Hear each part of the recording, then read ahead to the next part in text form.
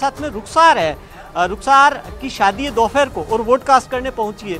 रुखसार, कब शादी है आपकी? दोपहर 2 बजे। दोपहर को शादी है और आप वोट कास्ट करने पहुंची है? हाँ, ये मेरा राइट था और मैं इसे यूज करना चाहती थी। और आप पहली बार मतदान कर रही है? जी। क्या मुद्दा था, क्या सोचकर आपने वोट किया?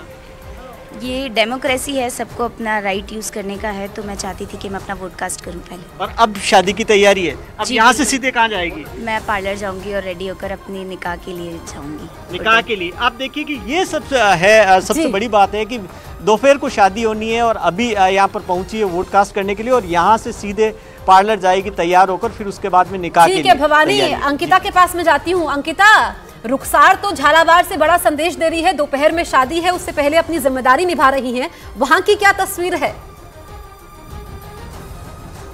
देखिए जसप्रीत, हम सवाई माधोपुर के लगभग कोशिश कर रहे हैं कि ज्यादातर पोलिंग बूथ्स पे पहुंचे और वहां का हालचाल बताएं, लेकिन क्योंकि बीजेपी और कांग्रेस में सीधी टक्कर मानी जा रही है, लेकिन जो क्षेत्रीय पार्टियां हैं, निर्दलीय जो ठसक वाले उम्मीदवार हैं और साथ साथ जो बागी विधायक हैं, उन्हें भी हम दरकिनार नहीं कर सकते हैं। 80% सीटों पर जसप्रीत उनका प्रभाव है और आपको बताएं कि ये 80% सीटों पर जो मजबूती है इनकी, वो बीजेपी को नुकसान पहुंचाएगी या कांग्रेस को नुकसान पहुंचाएगी, ये देखने वाली बात होगी। लेकिन अगर जातिगत आंकड़ों की बात करें तो यहाँ पर हमने बार बार आपको बताया है कि मुद्दों से ज्यादा जाति प्रभाव रखती है, जिसमें दलित 27% है, वहीं अगर जाट की बात करें तो 30% है, मीणा 12% है और पूर्वी राजस्थान में जहां मैं मौजूद हूं सवाई माधोपुर में, जो कि किरोड़ी लाल मीणा जहां से उम्मीदवार हैं, वहां पर काफी प्रभाव रखते हैं और ऐसे में गुज्जर और मीणा को साधने की कोशिश पुरजोर तरीके से की जा रही है, कांग्रेस की ओर से भी बीजेपी की ओर से भी, क्योंकि जिस इलाके में हम मौजूद है यहाँ से टोंक लगभग 80 किलोमीटर के डिस्टेंस पे है, इसलिए गुज्जर समुदाय का प्रभाव खासा यहाँ पर भी देखने को मिलता है जसप्रीत। और ये फायदा कहीं न कहीं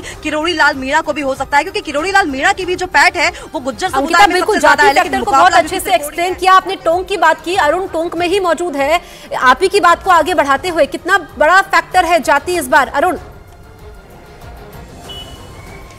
देखिए, चुनाव में जाति सबसे बड़ा फैक्टर होता है, धर्म सबसे बड़ा फैक्टर होता है, ये बात सही है। और ये कोई माने न माने, हम भले आदर्श बात करते रहे कि नहीं जी ये देश बहुत आगे बढ़ चुका है, हम तो जाति धर्म से ऊपर उठ चुके हैं, ये सब बातें कहने में अच्छी लगती हैं, लेकिन जैसे ही मतदाताओं की बात आती है, जैसे ही नेताओं की बात होती है, जब टिकट चुना जाता है, तो आप देखिए पॉलिटिकल पार्टियां बड़े गर्व से कहती हैं कि इतनी ओबीसी मतदाताओं को, इतने सवर्ण मतदाताओं को ध्यान में रखते हुए हमने ओबीसी कास्ट के इतने लोगों को टिकट दिया है, सवर्ण कास्ट के इतने लोगों को टिकट दिया है, दलित कास्ट के इतने लोगों को दिया, आदिवासी। तो देखिए, समाज में भी वही बात होती है, सरकारों में वही बात होती है, पार्टियों में वही बात होती है। पार्टियों में जब नेता रखे जाते हैं तो उसमें भी जाति देखी जाती है, जब टिकट दिया जाता है तो भी जाति देखी जाती है। तो मतदाता भी कई बार जाति देखते हैं और ये बहुत बड़ी सच्चाई है हिंदुस्तान के चुनावी राजनीति की, कि जाति के इर्द गिर्द वोट बैंक घूमता है। अब यही की बात करिए, टोंक अधिकार का जो अधिकार दिया बाबा साहब ने, वो मुझे हर मतदान दिवस में बाबा साहब याद आते हैं। बड़ा बहस के बाद उन्होंने कहा सबको आप मताधिकार का प्रयोग दो। क्यों अपन इंग्लैंड और यूएस का उदाहरण देते हैं कि महिलाओं को संघर्ष करना पड़ा यूके में, 110 साल बाद यूके में मताधिकार मिला और यूएस में भी लेट मिला।